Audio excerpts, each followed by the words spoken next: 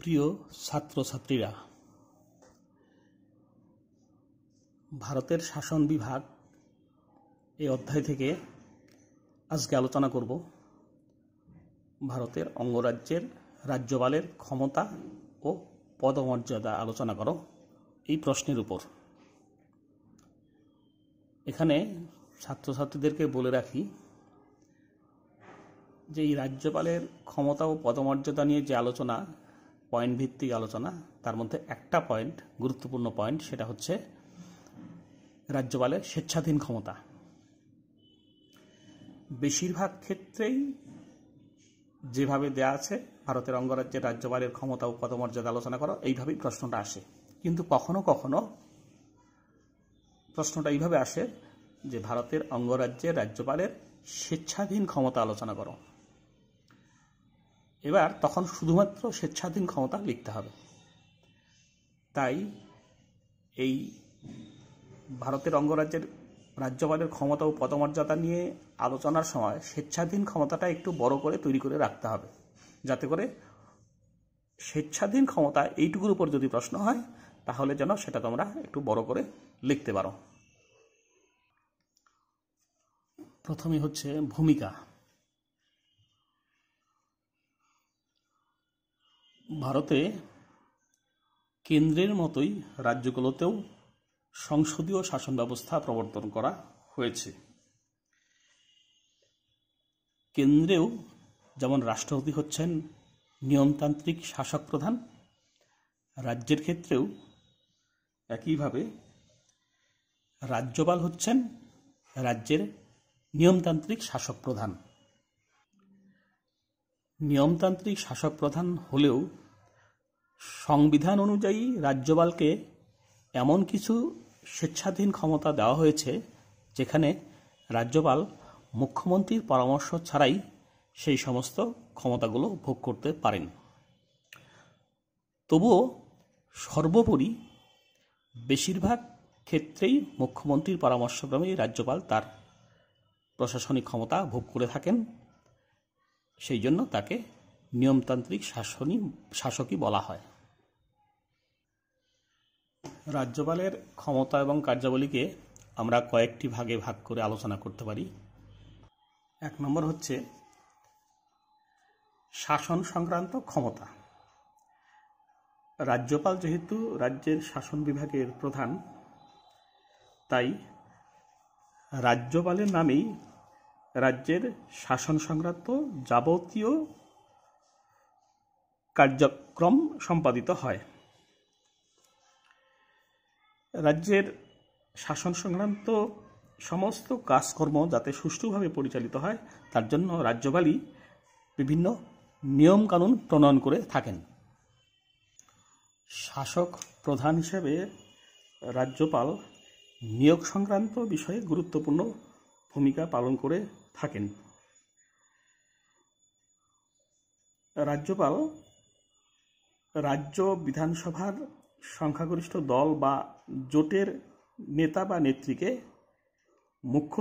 মুখ্যমন্ত্রী হিসেবে নিয়োগ করেন এবং তারপর মুখ্যমন্ত্রীর পরামর্শ মতো অন্যান্য মন্ত্রীদেরও তিনি নিয়োগ করে থাকেন। শুধু নিয়োগ না, মুখ্যমন্ত্রী সহ অন্যান্য মন্ত্রীদেরকে তিনি পদচ্যুতও করতে পারেন। এছাড়া অ্যাডভোকেট জেনারেল, রাজ্য জনপালন কৃত্য কমিশনের সদস্যরা এবং রাজ্য সরকারের যে উচ্চপদস্থ সরকারি কর্মচারী আছে তাদেরকেও রাজ্যপাল নিয়োগ করে থাকেন। শাসন সংক্রান্ত বিষয়ে কিছু মুখ্যমন্ত্রীর কাছে যদি রাজ্যপাল জানতে চান তাহলে মুখ্যমন্ত্রী সেই দায়িত্ব পালন করতে বাধ্য। অনেক ক্ষেত্রে কোনো মন্ত্রী এককভাবে হয়তো কোনো কিছু সিদ্ধান্ত নিয়েছেন, সেই সিদ্ধান্ত মন্ত্রিসভার বিবেচনার জন্য রাজ্যপাল সেটা মন্ত্রিসভায় পেশ করার নির্দেশ দিতে পারেন।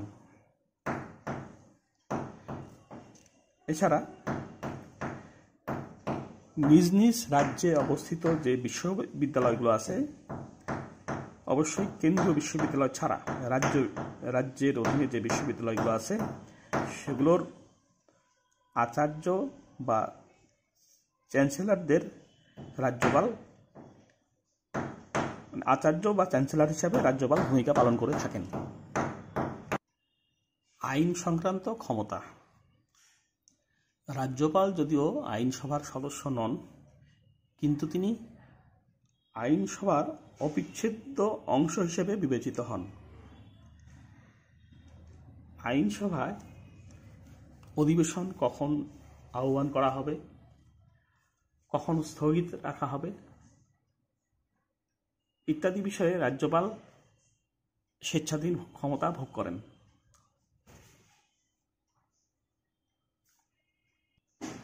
মুখ্যমন্ত্রীর পরামর্শক্রমেই সিদ্ধান্ত গ্রহণ করে থাকেন। রাজ্য বিধানসভাকে ভেঙে দেওয়ার ক্ষমতাও রাজ্যপালের আছে।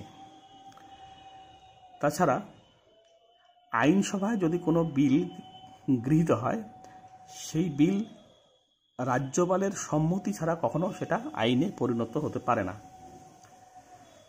আবার অর্থ বিল ছাড়া অন্য সমস্ত বিল যেটা আইনসভায় পাশ হয়েছে, সেটা রাজ্যপাল আইনসভায় আবার পুনর্বিবেচনা করার জন্য তিনি ফেরত পাঠিয়ে দিতে পারেন।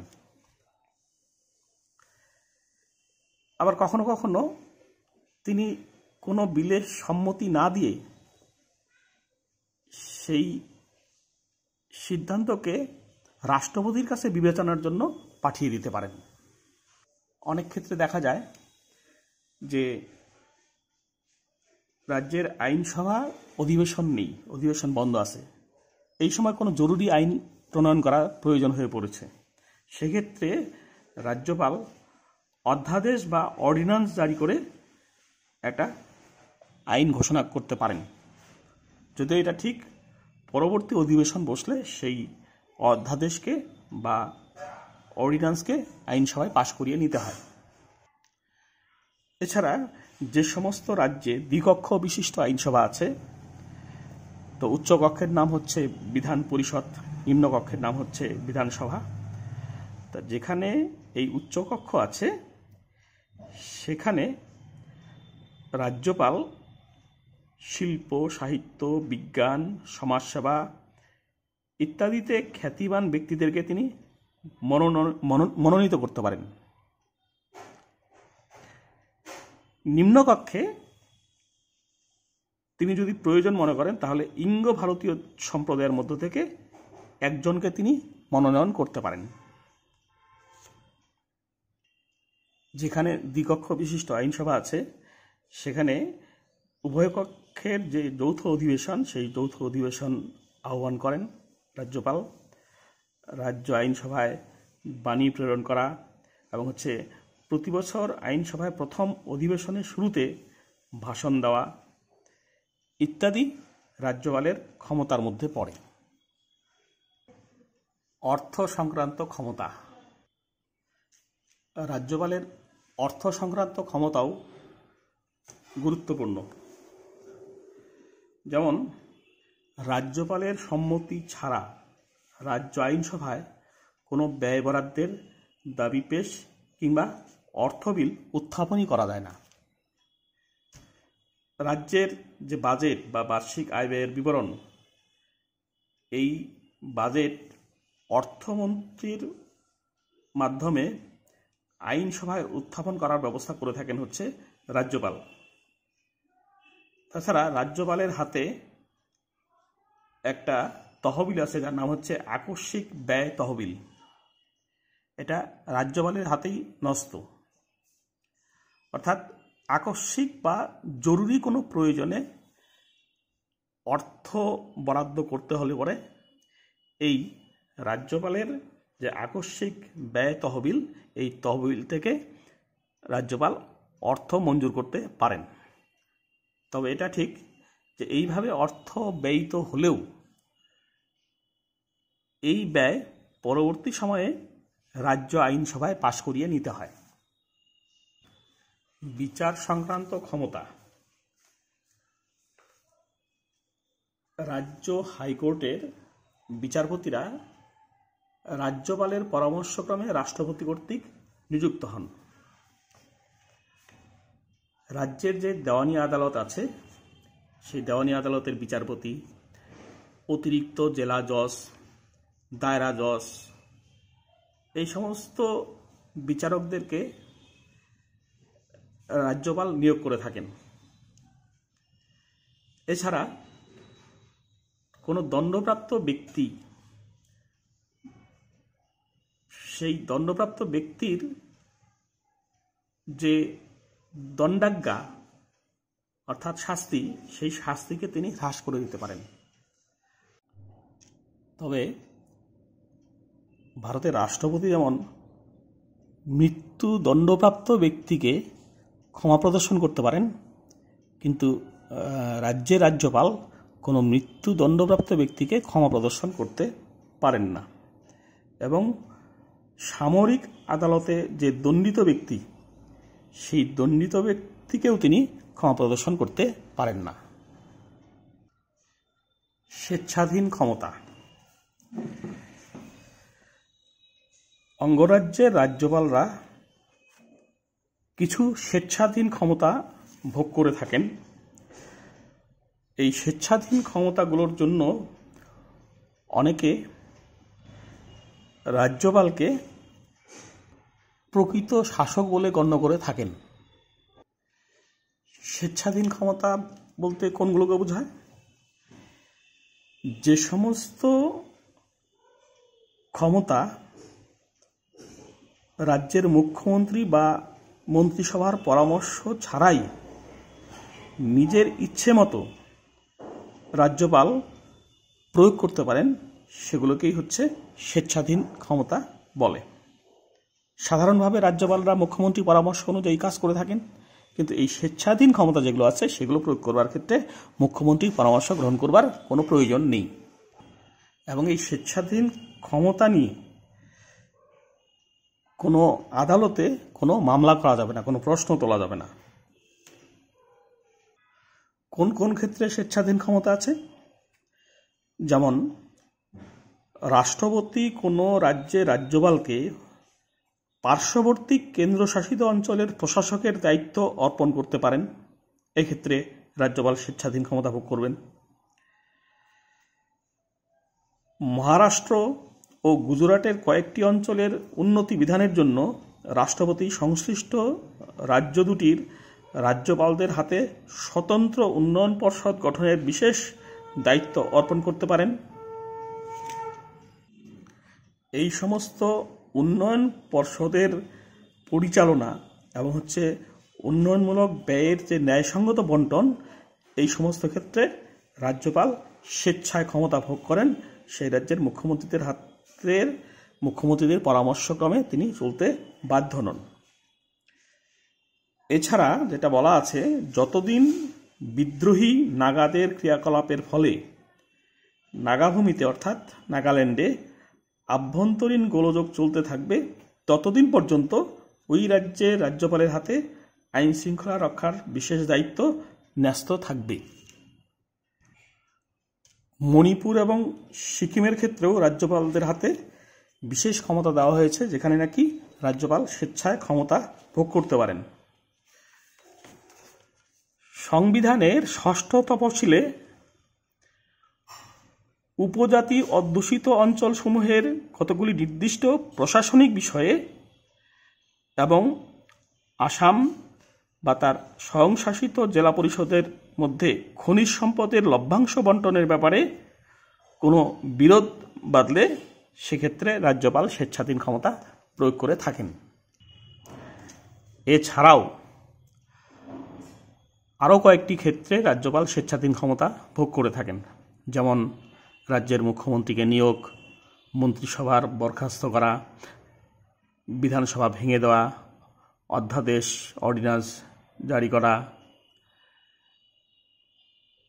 এই সমস্ত বিষয়ে রাজ্যপাল যখন সিদ্ধান্ত গ্রহণ করেন, তখন মুখ্যমন্ত্রী বা মন্ত্রিসভার পরামর্শ গ্রহণ করতে তিনি বাধ্য নন। রাজ্যপালের পদমর্যাদা। যদিও সংবিধানে রাজ্যপালকে রাজ্যের শাসক প্রধান হিসাবে বর্ণনা করা হয়েছে, কিন্তু প্রকৃতপক্ষে তিনি নামে মাত্রই শাসক প্রধান, অর্থাৎ নিয়মতান্ত্রিক শাসক প্রধান। কারণ প্রকৃত ক্ষমতা আছে মুখ্যমন্ত্রীর নেতৃত্বে মন্ত্রিসভার হাতে। মুখ্যমন্ত্রীর নেতৃত্বে মন্ত্রিসভার যে সিদ্ধান্ত গ্রহণ করে থাকেন, সেই সিদ্ধান্ত অনুসারেই রাজ্যপাল তার যাবতীয় প্রশাসনিক ক্ষমতা প্রয়োগ করে থাকেন। সেই দিক থেকে অবশ্যই বলা যেতে পারে যে ভারতের অঙ্গরাজ্যগুলির রাজ্যপাল নিয়মতান্ত্রিক শাসক প্রধান। কিন্তু রাজ্যপালের হাতে যেহেতু বেশ কিছু স্বেচ্ছাধীন ক্ষমতা দেওয়া হয়েছে সংবিধান অনুসারে, তাই অনেকেই রাজ্যপালকে নিয়মতান্ত্রিক শাসক প্রধান বলার পক্ষপাতী নন। তাদের বক্তব্য, রাজ্যপাল অনেক ক্ষেত্রেই প্রকৃত ক্ষমতার অধিকারী। তাদের বক্তব্য হচ্ছে এটাই যে ভারতের রাষ্ট্রপতিকে যেমন ভারতের আইনসভা পদচ্যুত করতে পারে ইমপিচমেন্ট পদ্ধতিতে, কিন্তু রাজ্যের আইনসভা, রাজ্যের যে রাজ্যপাল, তাকে কোনো অবস্থাতেই পদচ্যুত করতে পারে না। সেই দিক থেকে বলা যেতে পারে যে রাজ্যপালের ক্ষমতা অনেক বেশি। রাজ্যপাল যেহেতু কেন্দ্রীয় সরকারের প্রতিনিধি, ফলে স্বাভাবিক কারণেই রাজ্যপালরা কেন্দ্রীয় সরকারকে সন্তুষ্ট করার কাজেই বেশি ব্যস্ত থাকেন এবং কেন্দ্রীয় সরকারকে সন্তুষ্ট করতে গিয়ে তার স্বেচ্ছাধীন ক্ষমতা প্রয়োগ করে থাকেন। এইভাবে বিভিন্ন সময়ে দেখা গেছে যে রাজ্যপালরা কেন্দ্রীয় সরকারকে সন্তুষ্ট করতে গিয়ে রাজ্যের যে সরকার, সেই সরকারকে ভেঙে দিয়েছেন এবং বিভিন্ন ক্ষেত্রেই রাজ্য সরকারের এইভাবে পতন ঘটেছে। যেমন 1959 সালে কেরলে বামপন্থী সরকারের বিধানসভায় আস্থা থাকা সত্ত্বেও সেখানকার রাজ্যপাল সেই সরকারের পতন ঘটিয়েছিল। আবার 1967 সালে পশ্চিমবঙ্গে অজয় মুখোপাধ্যায়ের নেতৃত্বে যে পরিচালিত যুক্তফ্রন্ট সরকার ছিল, সেই যুক্তফ্রন্ট সরকারকে পদচ্যুত করেছিল তার স্বেচ্ছাধীন ক্ষমতা প্রয়োগ করবার মধ্য দিয়ে। তাই বলা হয় যে রাজ্যপাল যদি মনে করেন যে তিনি স্বেচ্ছাধীন ক্ষমতা প্রয়োগ করবেন, তাহলে তিনি স্বেচ্ছাধীন ক্ষমতা প্রয়োগ করার মধ্য দিয়ে রাজ্যের প্রকৃত শাসক হয়ে উঠতে পারেন। অথচ ভারতের রাষ্ট্রপতি হওয়া সত্ত্বেও রাষ্ট্রপতির হাতে কিন্তু এই স্বেচ্ছাধীন ক্ষমতা অর্পণ করা হয়নি। উপসংহার: অনেকেই মনে করেন যে একই রকম রাজনৈতিক মতাবলম্বী না হওয়ার কারণে রাজ্যপালরা স্বেচ্ছাধীন ক্ষমতা প্রয়োগ করবার মধ্য দিয়ে বিরোধী রাজনৈতিক মতাবলম্বী যে সমস্ত রাজ্য সরকারগুলো আছে, সেই সরকারগুলোকে পতন ঘটিয়ে থাকে। এর ফলে কি হয়, ভারতের যে যুক্তরাষ্ট্রীয় কাঠামো আছে, যুক্তরাষ্ট্রীয় চরিত্র আছে, সেই চরিত্র যথেষ্ট পরিমাণে ক্ষুণ্ণ হয়। ভারতের মতো সামাজিক, রাজনৈতিক ও অর্থনৈতিক বৈচিত্র্য সম্পন্ন রাষ্ট্রে রাজ্যগুলিকে এইভাবে কেন্দ্রের আজ্ঞাবহ করার ব্যবস্থা গণতন্ত্রের পক্ষে বিপদ হিসাবে দেখা হয়। তবে এটা ঠিক যে রাজ্যপালের যে পদের মর্যাদা, সেটা তার ব্যক্তিত্ব, তার বিচক্ষণতা, তার রাজনৈতিক দূরদর্শিতা ইত্যাদির উপরে অনেকাংশে নির্ভর করে। অনেক ক্ষেত্রে দেখা গেছে যে ব্যক্তিত্ব সম্পন্ন রাজ্যপালরা স্বেচ্ছাধীন ক্ষমতা যথেচ্ছভাবে ব্যবহার না করেও মন্ত্রিসভার উপর তার যথেষ্ট প্রভাব রাখতে সক্ষম হয়েছেন। ধন্যবাদ।